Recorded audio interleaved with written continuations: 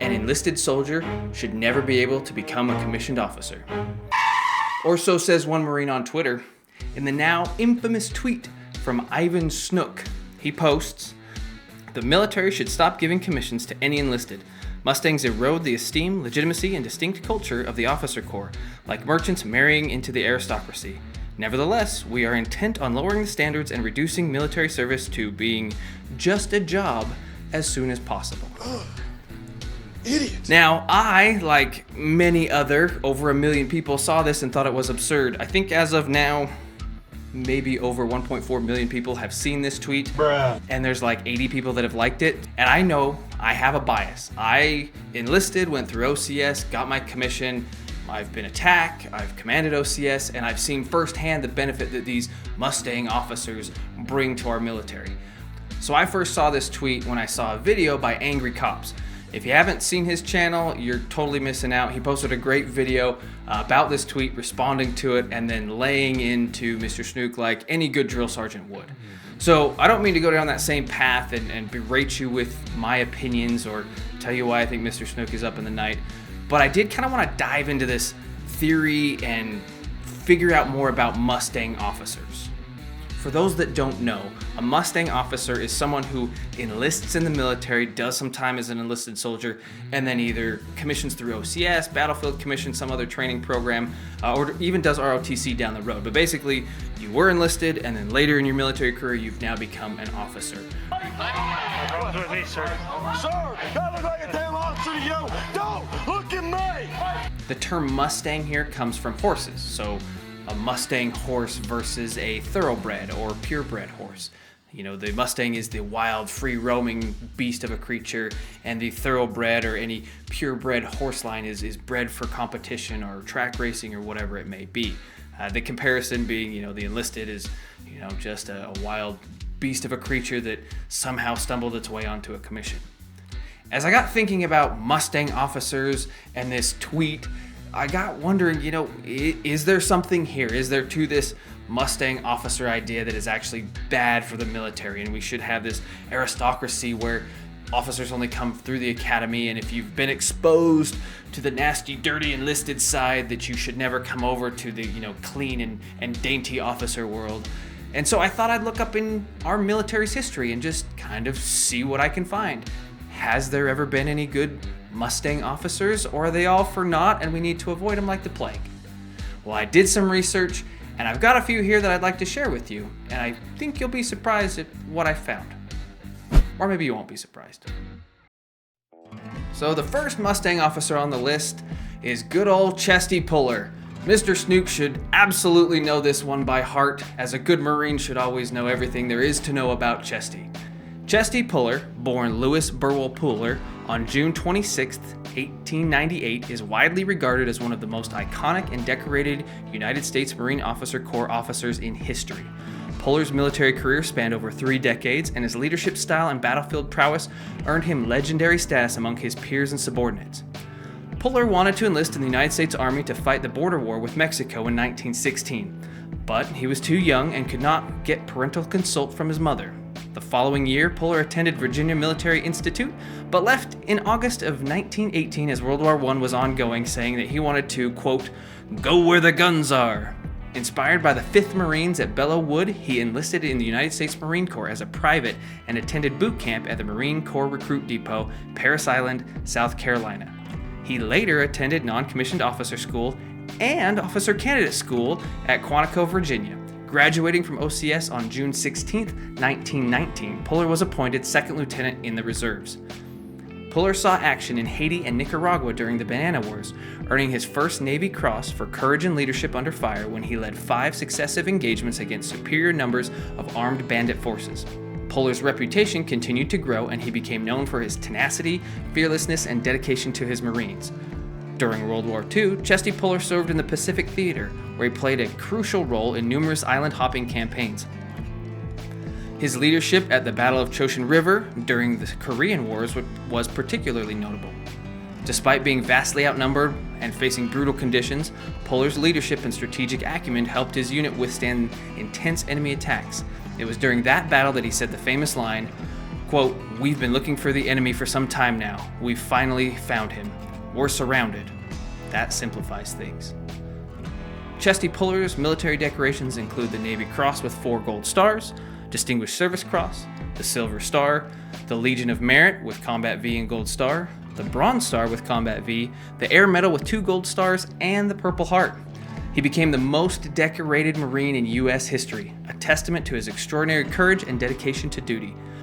Beyond his combat accomplishments, Puller was known for his colorful personality, memorable quotes, and genuine concern for the well-being of his Marines. Chesty Puller retired from the Marine Corps in 1955 as a lieutenant general, leaving behind a legacy that continues to inspire generations of Marines, and he passed away on October 11, 1971. And next on our list, we shift over to the Army and learn about a Mustang officer that was made famous by an HBO series not too long ago. Major Richard Dick Winters, born on January 21st, 1918 in New Holland, Pennsylvania, was a distinguished officer in the United States Army during World War II. Winters is best known for his leadership role in Easy Company, part of the 506th Parachute Infantry Regiment, 101st Airborne Division. In September of 1941, Winters enlisted in the Army and went to basic combat training at Camp Croft in South Carolina. In April of 1942, he was selected to attend OCS at Fort Benning, Georgia. Winters' leadership during the D-Day landings on June 6, 1944, and the subsequent Battle of Normandy showcased his tactical acumen and courage. His decisive actions at the Battle of Carrollton and the capture of the Bearcourt Manor gun battery played a crucial role in the success of the Allied operations. Winters' exemplary leadership continued during Operation Market Garden in the Netherlands and the Battle of the Bulge. His ability to inspire and lead his men under challenging circumstances earned him the respect and admiration of those who served with him. After the war, Major Winters pursued a successful career in business, reflecting the leadership skills he honed on the battlefield. His experiences were later immortalized in the critically acclaimed book, Band of Brothers, which was adapted into an HBO miniseries. Winters' awards include the Distinguished Service Cross, Bronze Star with Oak Leaf, Purple Heart, Presidential Citation with Oak Leaf, and the American Defense Service Medal.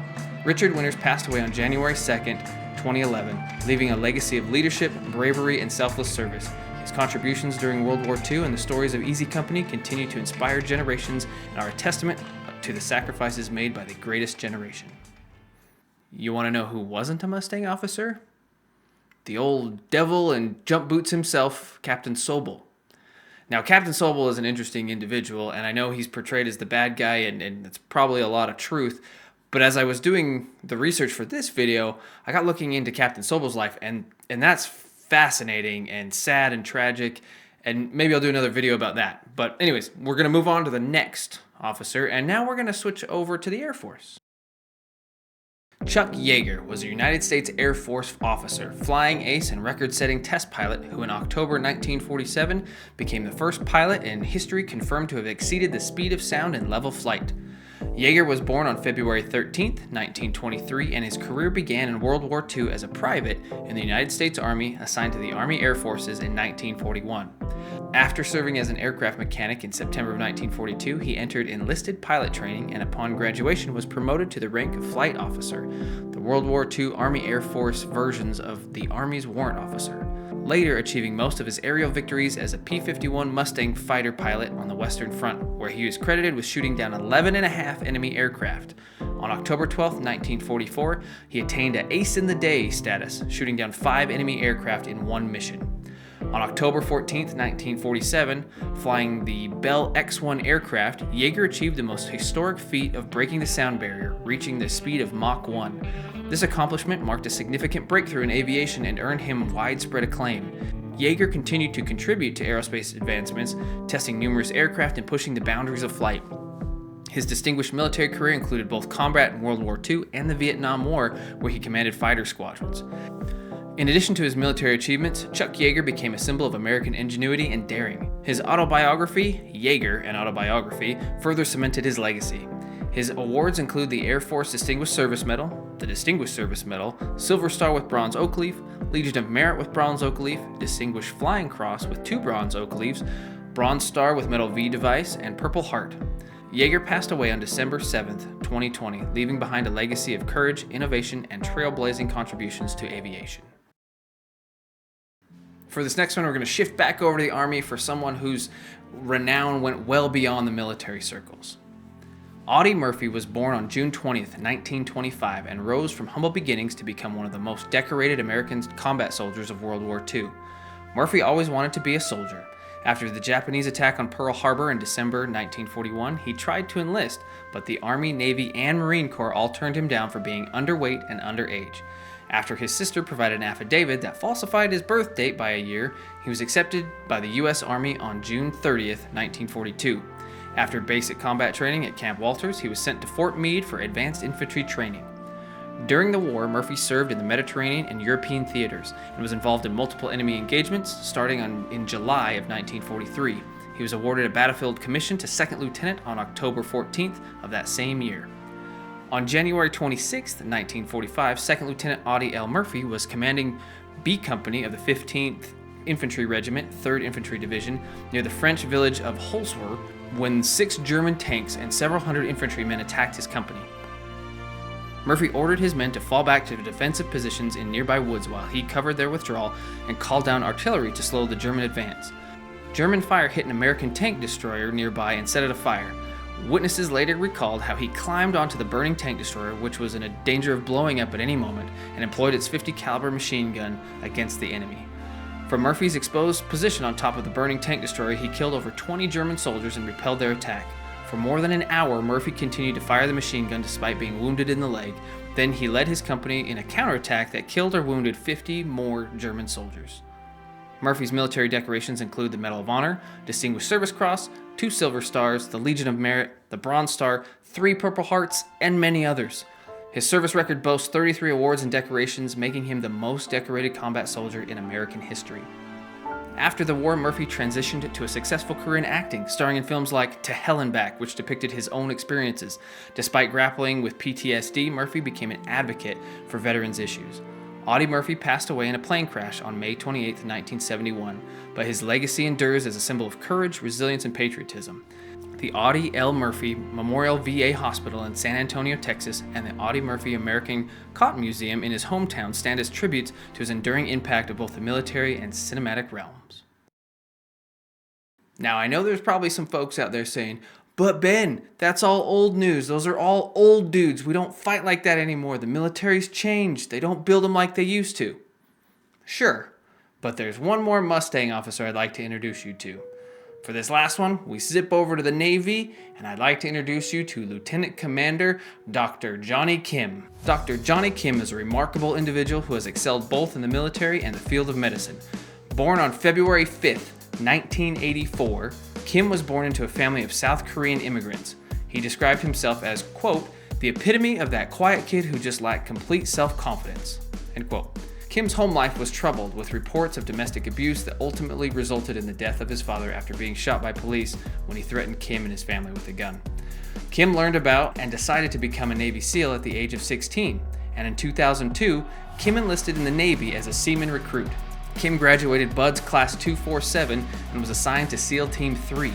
He deployed twice to the Middle East and participated in over 100 combat missions as a combat medic, sniper, navigator, and point man. In 2009, Kim was accepted to the Seaman to Admiral 21 commissioning program and eventually earned the rank of Lieutenant Commander. After his service in the Navy, Dr. Kim pursued a career in medicine. He earned a degree in mathematics from the University of San Diego and went on to complete a Doctor of Medicine degree from Harvard Medical School. Dr. Kim also holds a master's degree in public health from Harvard. In addition to his academic achievements, Dr. Jonny Kim was selected as an astronaut by NASA in 2017. His selection highlighted his exceptional skills, dedication, and achievements in both the military and medical field. On June 6, 2022, Kim completed his first solo flight in a B-craft T-6 Texan II at the Naval Air Training Command, part of a common training regimen for U.S. Navy/NASA astronauts who lacked previous military pilot experience.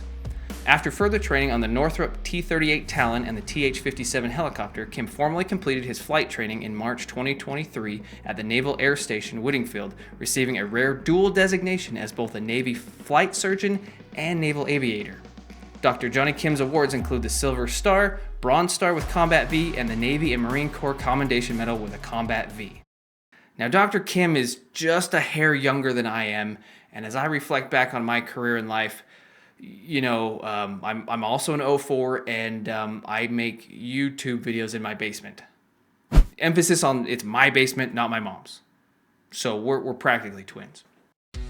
So I think from this list, we can safely say that the Mustang officer has played a significant part of our military's history. And if we were to blanket statement say, oh, you measly little enlisted folk, you have to stay down there, do not join us up here in the Commissioned Officers Corps, I think we would be severely amiss. It's been proven time after time that it works, and sure, not everybody should commission, not everybody wants to commission, and that's all right. So as I look back on it, while I don't agree at all with Mr. Snook's statement, I do appreciate him saying it because it got me to dig into the weeds on some of these individuals and learn some pretty cool things about these former Mustang officers and like the awesome stuff that they've done.